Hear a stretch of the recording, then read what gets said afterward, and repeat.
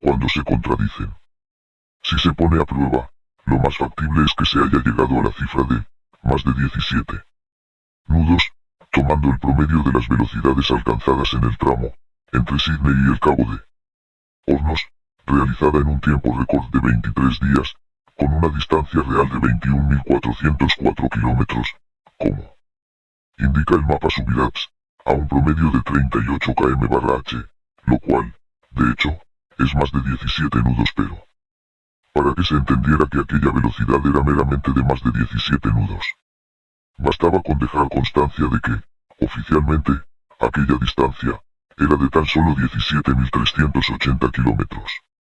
En los 50 días restantes, el Cathay Ark cubrió 24.300 kilómetros, como indica el mapa Subirats, a un promedio de 20,25 km/h, velocidad que, incidentalmente, fue la registrada por el capitán, quien señaló que en el último tramo hicieron más de 482 kilómetros diarios, la velocidad total del viaje de regreso de Sídney a Londres.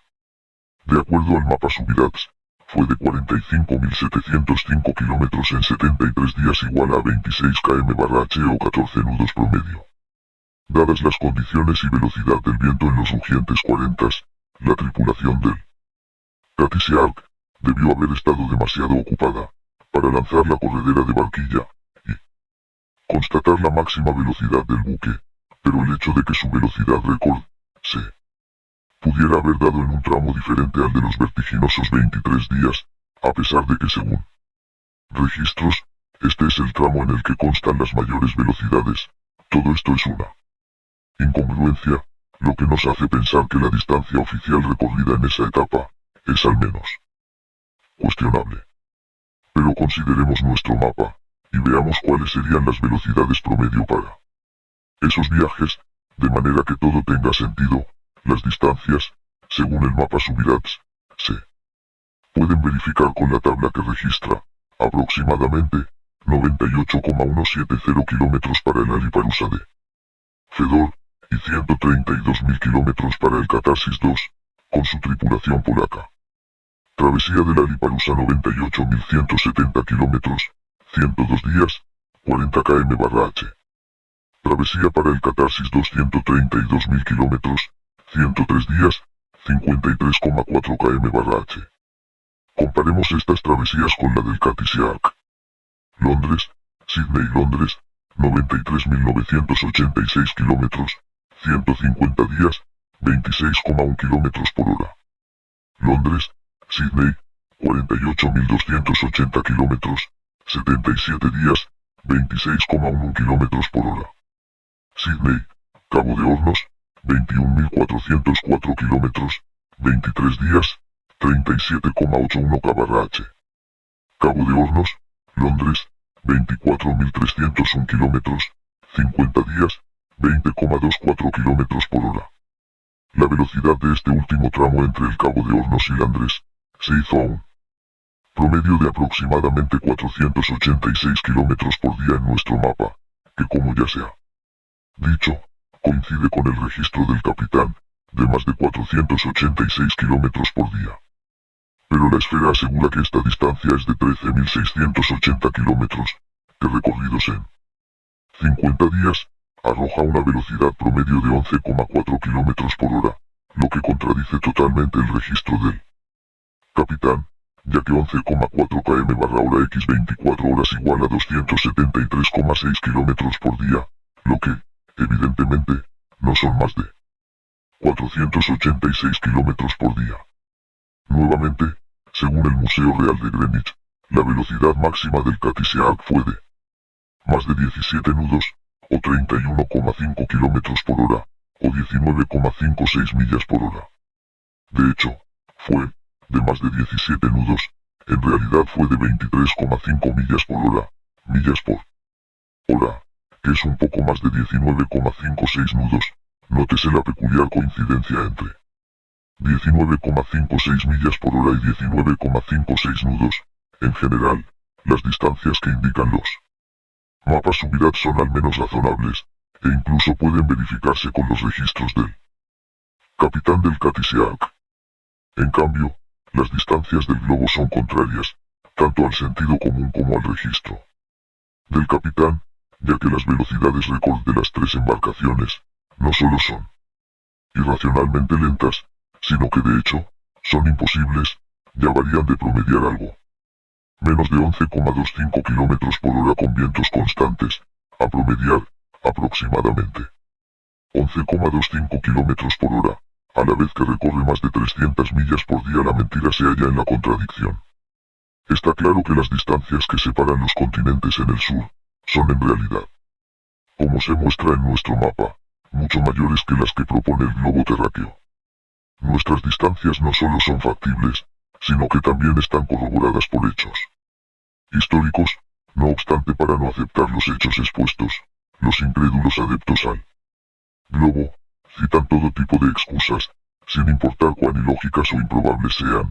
Por ejemplo, afirman que navegar a menos de 11 kilómetros por hora con vientos muy fuertes es compatible, olvidando quizás que las carreras son de velocidad y no de lentitud, y, ante las imposibilidades matemáticas, como la de que el buque cubra más de 486 kilómetros por día, razón de 272 kilómetros diarios, dicen que el capitán debe haberse equivocado, todo simplemente por negarse a aceptar la realidad, especialmente si expone la falsedad de sus creencias.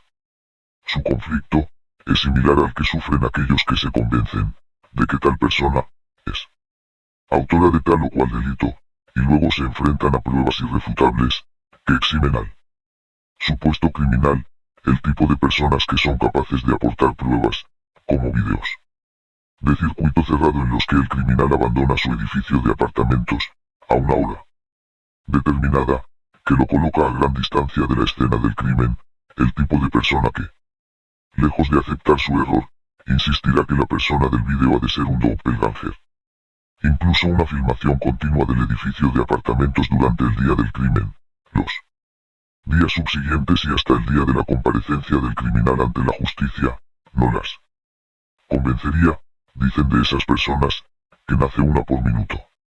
El caso es que no cabe duda de que un velero de carga del siglo XIX cuya propulsión es mayor, gracias a la mayor extensión de las velas, es más lento que un moderno velero de carrera. Asimismo, la velocidad máxima de un tren de carga, a pesar de contar con mayor torsión, es mucho menor que la de un automóvil de Fórmula 1. Creer que un buque de carga de 1800 superaría a un moderno yate de carreras, es como creer que el elefante es más veloz que el guepardo. Por supuesto que no lo es. El elefante es más lento que el guepardo a pesar de tener más fuerza, así como el tren de carga es más lento que el automóvil de carrera. Y por si hiciera falta aclararlo más, de acuerdo con las distancias que asume el globo, ya las velocidades de navegación registradas, el elefante, comparándolo ahora con un yate de carreras, en lugar de con el guepardo, es casi 2 veces más rápido que los regatistas antárticos. Batidores de récords, claro, pero en las distancias del globo. Y, casualmente, las personas que creen esto, son del mismo tipo que las que rehúsan confiar en lo que ven con sus propios ojos, como por ejemplo, un giroscopio que en rigidez espacial, no deriva ni varía su inclinación, mientras que el mecanismo de 24 horas en el que se encuentra, gira a razón de 15 grados por hora. Verificar y comparar dichos viajes, hay otros viajes que también refutan las distancias del globo, les ayuda, a los que utilizan la lógica, a determinar cómo es la verdadera disposición de las masas terrestres en la Tierra, misma que, como se mencionó anteriormente, está sujeta al tamaño de los océanos que la separan. Las velocidades de navegación increíblemente lentas de los yates de carreras, confirman que los verdaderos tamaños de los océanos del sur, no son los que se muestran en los globos, incluido Google Earth. Una vez resueltas las paradójicas velocidades de navegación en el globo, verificar el tamaño correcto de los océanos, depende de la percepción que se tenga del Sol, de cómo ilumina la Tierra en las diversas estaciones, y de lo que causa los cambios en la iluminación entre los periodos de los solsticios de junio y diciembre. Sin un tamaño mínimamente aproximado de los océanos, no se puede percibir, ni delinear claramente, el efecto de la Iluminación, para determinar si esas masas de tierra están, de hecho, bien ubicadas. El siguiente paso sería estudiar la forma del día, y para ello, se tuvo que estudiar el sol con una mente despejada. Ver mapa. Capítulo 6. La colisión de los soles. El tiempo. Un instante sucede a otro en progresión continua, encauzando la sucesión de las cosas sobre una línea precisa y ordenada. Los seres humanos concebimos un tiempo lineal, y experimentamos un tiempo lineal, dado que precisamente vivimos en un tiempo lineal, desde nuestra perspectiva. En nuestra experiencia de vida, es perfectamente válido asumir que el tiempo es lineal, pues todo tiene un comienzo, un desarrollo, y un final, y luego vuelta a empezar, así sucesiva e indefinidamente. La constancia y uniformidad de estos ciclos nos lleva a pensar que el sol también debe estar sujeto a ellos, que hay que retrotraer su origen a algún punto en el tiempo, un momento inimaginable, a partir del cual el sol esparciría su luz sobre todo su dominio, y desde que la Tierra le proporcionara la ocasión de alumbrarla, pensamos que el sol siempre ha brillado. La cosmología moderna dice que primero tuvo su origen el sol, y que la Tierra fue su consecuencia, que no existiría la Tierra sin el sol, que la Tierra está supeditada al sol, y si bien es innegable la importancia del sol para la Tierra, esta subordinación cosmológica es una simple suposición. Si aceptamos cierto corolario inherente, este argumento cósmico cobra algún sentido, y los cosmólogos lo alimentan, argumentando que tales o cuales conjeturas también son razonables, pero si nos permitimos el lujo de aceptar que una idea que tiene sentido, también es verdadera, toda la coherencia colapsa. Especialmente en un escenario imaginario, los argumentos lógicos pueden ser falaces, a pesar de ser lógicamente sustentables. Por ejemplo, si digo que la sala de mi casa es lo suficientemente amplia como para albergar a un elefante, y quitando la ventana, bien se podría introducir uno por allí. Entonces, si al despertar un día, me encontrara con un elefante en la sala, debería inferir que alguien quitó la ventana y metió el elefante, pero afirmar que tal cosa ha ocurrido simplemente porque la lógica parece indicarlo, es falaz. No ha sucedido. Si hubiese sucedido, yo lo recordaría, así que el simple hecho de que suene lógico que alguien podría haber quitado la ventana para meter el elefante, no significa que haya ocurrido. De la misma manera, también podemos pensar que si el enorme sol con su enorme gravitación simplemente surgió de repente, entonces es posible concebir que como consecuencia, la Tierra también se materializara de repente. Pero que tenga cierta lógica suponerlo, no significa que haya ocurrido, y este tipo de montajes realmente se distinguen cuando en el escenario imaginativo exponemos los hechos.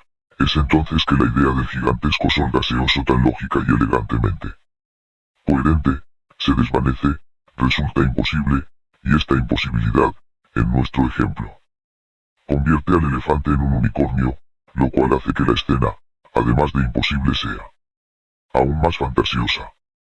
El hecho de que la observación directa indique que el sol no alumbra durante la noche, no nos previene de entender que sí lo hace, solo que en otro lugar distinto al nuestro, que no por lejano deja de ser parte de la Tierra. Podríamos decir lo mismo acerca de los dominios que alumbra nuestra conciencia, que los territorios de nuestros sueños siguen extendiéndose. Incluso cuando nuestra conciencia ilumina otros espacios, a pesar de no tener pruebas que lo demuestren, y si bien antiguamente por falta de pruebas, solo podíamos imaginar que el sol realmente irradia su luz en otros lugares, durante nuestra noche, la tecnología nos lo ha permitido corroborar, y algún día será capaz de hacer lo propio,